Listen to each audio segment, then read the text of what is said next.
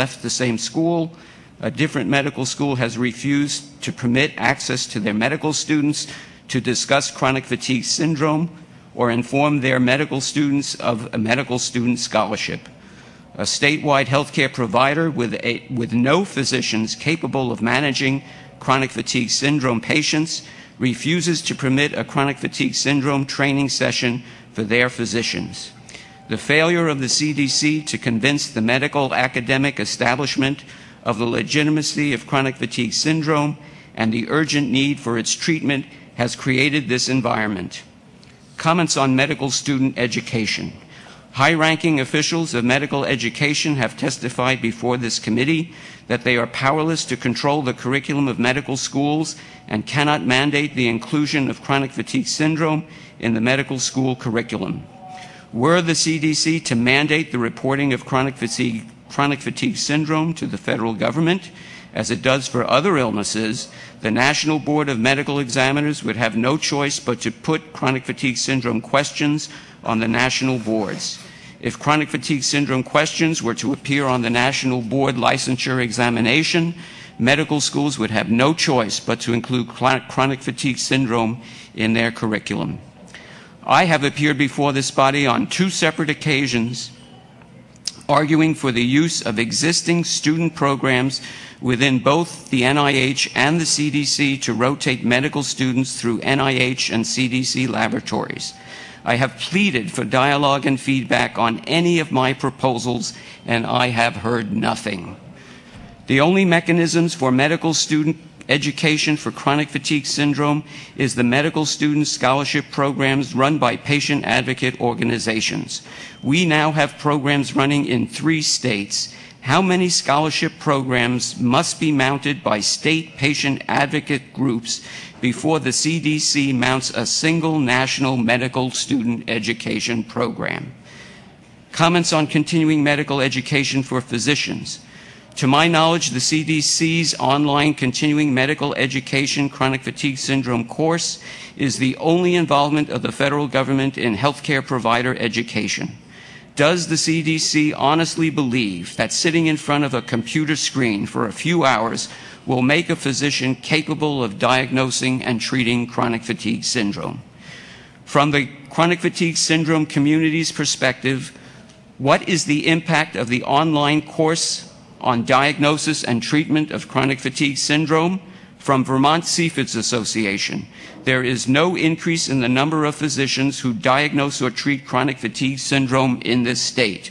From the New Jersey Chronic Fatigue Syndrome Association, the number of requests for physician referrals to our helpline has not diminished.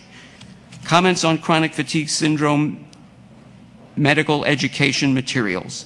In my opinion, all federal and private sector literature concerning chronic fatigue syndrome is out of date.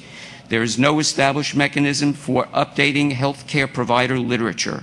Of the available literature, the most authoritative and accepted source of information on chronic fatigue syndrome is a physician's diagnosis and treatment manual, not produced by the Centers for Disease Control, not produced by the National Institutes of Health, but produced by the New Jersey Chronic Fatigue Syndrome Association, the consensus manual for the primary care and management of chronic fatigue syndrome. I ask that this committee recommend to the U.S. Secretary of Health that a national diagnosis and treatment manual for chronic fatigue syndrome be created, that a panel be formed to write this manual, that the Department of Health and Human Services underwrite the expense of both producing and distributing this manual. With regard to the recent CDC Spark Awareness campaign and the accompanying physician's toolkit, not one patient in the state of Vermont ever saw the patient's pamphlet, an incredible waste of money. Conclusion. The only ongoing educational programs for medical students and physicians that involve human contact come from patient advocate groups. Patient advocate groups are the current source of educational materials for chronic fatigue syndrome. They rely on the assistance of academicians. If academicians are threatened with termination of employment for participating in chronic fatigue syndrome education, there will be no educational programs. I beg you to consider the magnitude of this problem. I beg you to undertake a course of remedial action. Thank you. Thank you.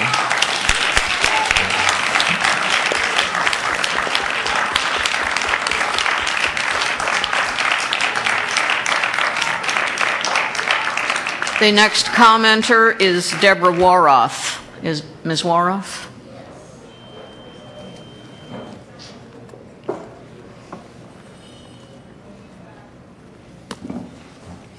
Good morning. My name is Deborah Waroff. Having discovered just how short 5 minutes are, I'm going to jump past some of my prepared remarks to get out my message.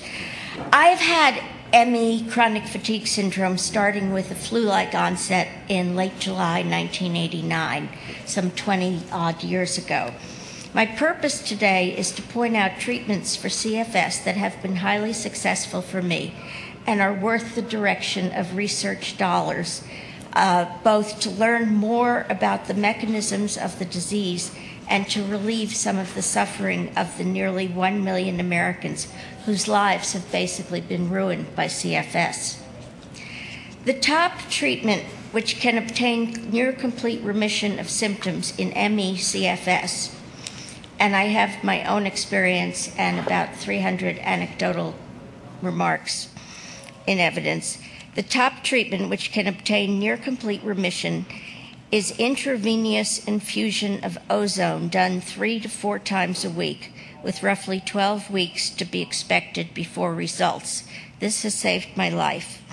My own story is that from 1992, my pharmaceuticals doctor worked out interventions very successfully involving substances that are dopaminergic and others that are norepinephrinagic, and a protocol using bupropion or Wellbutrin as its base enabled me to start working again at the rate of roughly 25 hours a week. So that's something worth looking at if you do get back to work. However, I dragged along symptomatic but 50% functional for 11 years. Then, after 11 years of helpful drug therapy, something terrible happened. On September 16th, 2003, my health broke down suddenly and completely, and I became absolutely unable to function. Immediately on September 16th, the problem was that I could not muster enough strength to write a fax to renew my about-to-become overdue library books. They got back $92 later. More generally, I went to a corpse-like existence of being 90% disabled and essentially bedbound. I couldn't shop. I couldn't prepare food. I couldn't think clearly. I drifted from one non-existent day to the next, my life now wholly taken away. My loss of cognitive function was terrifying that winter. I couldn't write, pay bills, or make financial decisions. My new CFS specialist hypothesized that my immune system had broken down and did some expensive tests. It turned out I had the classic CFS immune system problems of not enough natural killer cells and too much activity of T cells. I also had a lot of infections, exceptionally high titers of Epstein-Barr, HHV6, and chlamydia in the blood. Nothing helped. My life was essentially over. And then, in March of 2005, by the grace of God, I found my way to a treatment with intravenous infusions of ozone gas. 3 times every week, I dragged myself across Midtown Manhattan, usually having to resort to a taxi, to obtain my infusions at the doctor's office. Now, to the uninitiated, this may sound very peculiar and even wacko or quacko, but it's not. Ozone, of course, is a widely used and recognized antiseptic. Intravenous ozone therapy is commonly used against pathogen-caused disease in Russia, Poland, and Cuba, all places where economics mitigate against high-priced pharmaceuticals. Many papers about this can be found in Medline. Most notably, IV ozone has been used successfully against antibiotic-resistant tuberculosis in Russia.